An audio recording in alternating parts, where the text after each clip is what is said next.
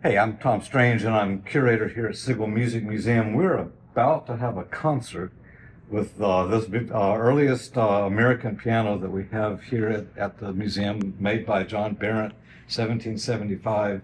In the process of restoring this piano, new strings were put on, and occasionally a string will break, largely because of a roughness or a burr near the pin itself. And for the most part, people, when they hear about a string breaking, they think, "Oh my goodness, this is terrible. The piano is broken." But in fact, breaking strings is a fairly common thing, and so for replacing strings, we're set up to make and add new strings here at the museum anytime we really want to. What I'm going to do is I'm going to take away a little damper guard here that keeps the dampers from flying out, and I'm just going to put that to the side.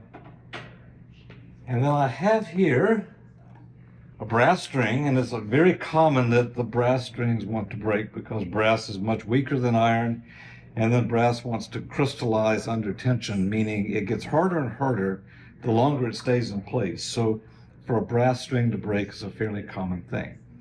What I've done is gone ahead and gotten the correct length of the string, and then I've made a little hitch loop at this end, and that little hitch loop is going to be what hooks to the back end of the piano. And this is something that we just have spools of this wire, and we can make hitch loops very, very quickly and easily. And so replacing one of these is really not a great trouble.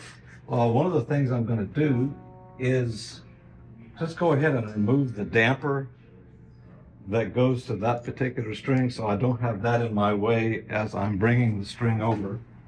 So I'm going to come to the back here where we've lost that particular string,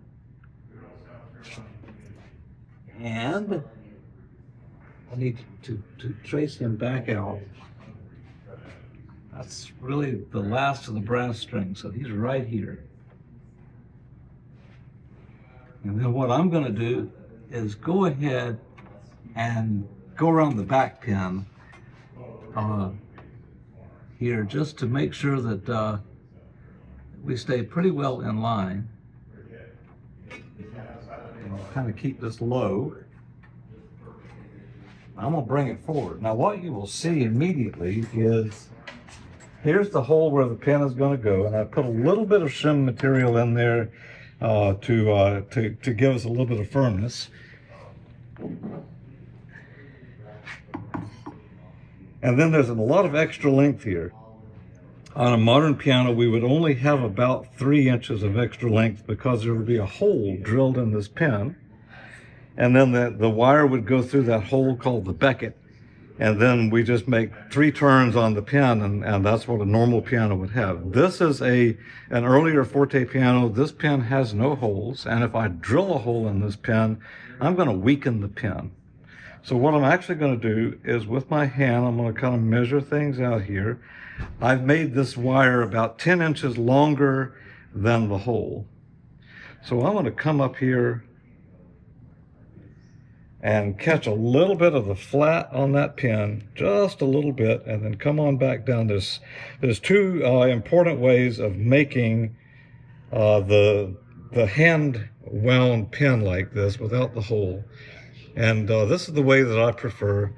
This is what they taught us when we were building harpsichords back in the old days.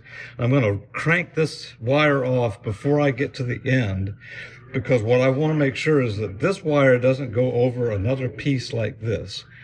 So I can just put him right down there, and I want to finish making my length.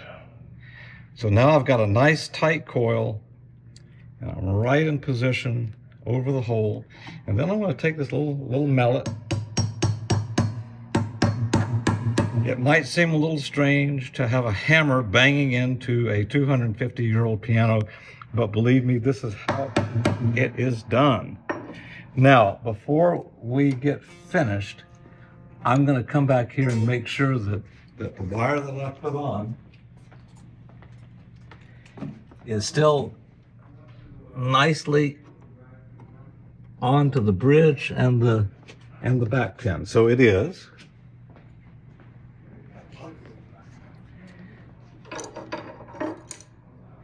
Now we're going to take our tuning hammer. We're going to make sure we're on the nut. And so this is what the string normally sounds like. And of course you can hear that that was very, very low and very dead. We're going to start bringing him up.